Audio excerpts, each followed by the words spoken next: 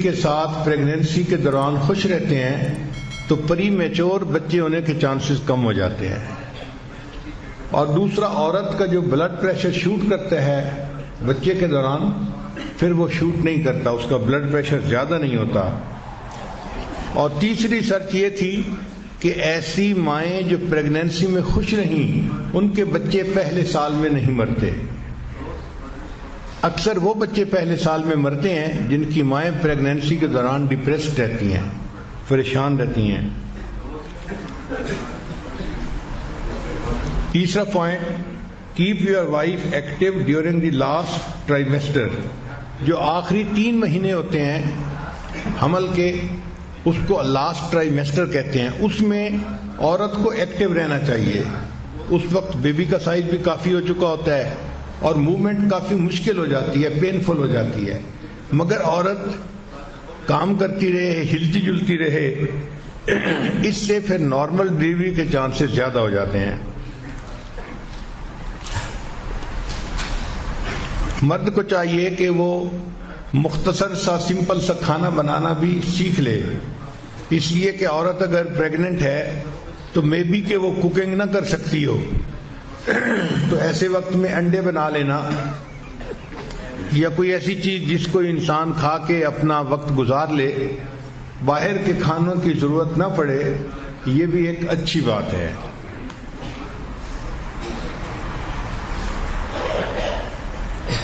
یہ بھی خاوند کی ذمہ داری ہے کہ جب عورت پریگننٹ ہو تو اس کے لیے اور ہونے والے بچے کے لیے اللہ سے دعا مانگے.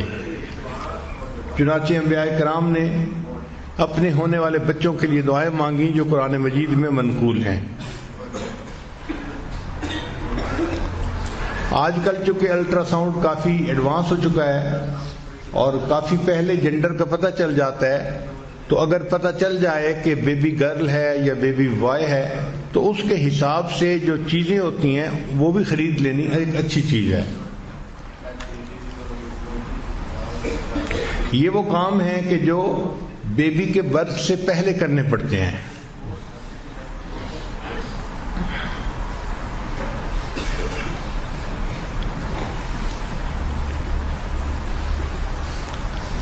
اس کیفیت میں عورت کو کوآپریشن چاہیے ہوتی ہے، عورت کو محبت چاہیے ہوتی ہے، تو عورت کو سپورٹ دینی چاہیے فل، تاکہ اس کو اطمینان ہو ذہنی طور پہ کہ میرا ہسبینڈ میرے ساتھ ہے اور پریگننسی میں کوئی بھی مشکل ہوگی تو اللہ تعالیٰ کی رحمت ہوگی. درد ذہ کی جو تکالیف ہیں بہت زیادہ سوئر ہوتی ہیں، بہت سوئر ہوتی ہیں. اس وقت عورت کی یہ کیفیت ہوتی ہے کہ اس کو فیل ہوتا ہے کہ شاید میری جان ہی نکل جائے گی. وہ درد برداشت کرنا اس کے لیے مشکل ہو جاتا ہے. تو ایسے وقت میں خامند کا اس کو تسلی دینا، اچھے بول بولنا، یہ اس کے لیے سکون کا باعث بنتا ہے. قرآن مجید میں بی بی مریم کے بچے کی ولادت کا واقعہ ہے.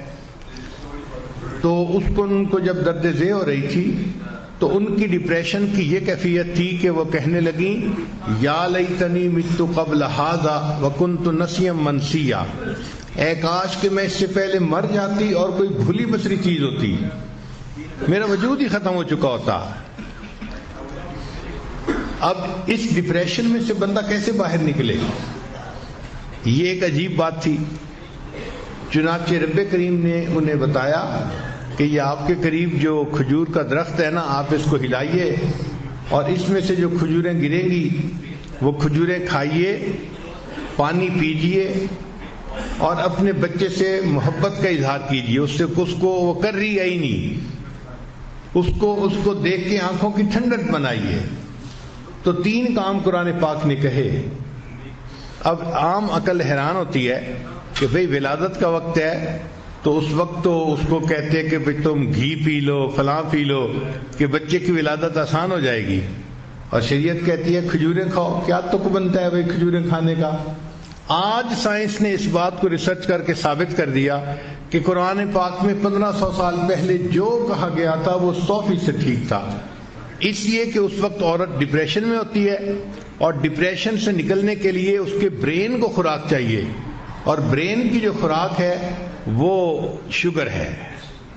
برین کی خوراک وہ پروٹین نہیں ہے یا کوئی اور چیز نہیں ہے، وہ شوگر ہے، کاربوہائیڈریٹس ہیں، اور جو کھجور ہے یہ صرف کاربوہائیڈریٹس ہے. اس لیے جب بی بی مریم نے کھجوریں کھائیں تو وہ پوری کی پوری غذا ان کے برین کو ملی، اور جب برین ڈپریشن سے نکلا تو بیبی بھی آسانی سے ہو گیا. تو اس وقت میں میٹھی چیز کا کھانا بھی ولادت میں سہولت کا سبب بنتا ہے. ایک صحابی نے اپنی والدہ کو گرمی کے موسم میں اپنے کندھے پہ اٹھا کے اس طرح حج کا طواف کروایا کہ ان کے اپنے پاؤں کے نیچے جوتی بھی نہیں تھی. تو نیچے سخت گرم پتھر تھے، پاؤں جل رہے تھے اور پاؤں میں چھالے بن گئے تھے. پھر وہ نبی علیہ السلام کی خدمت میں حاضر ہوئے.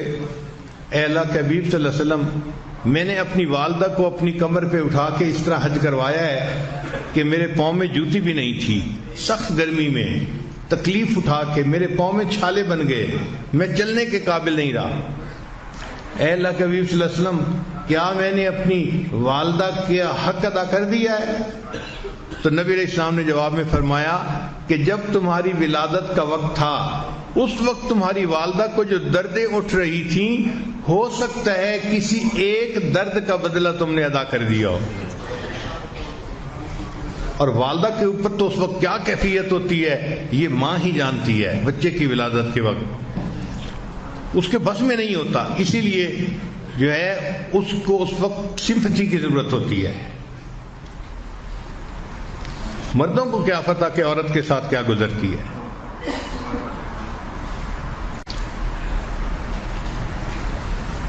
تو ایسے وقت میں غصہ کرنا اور چھوٹی سی بات پہ بگڑ جانا یہ بیوقوفی کی علامت ہے.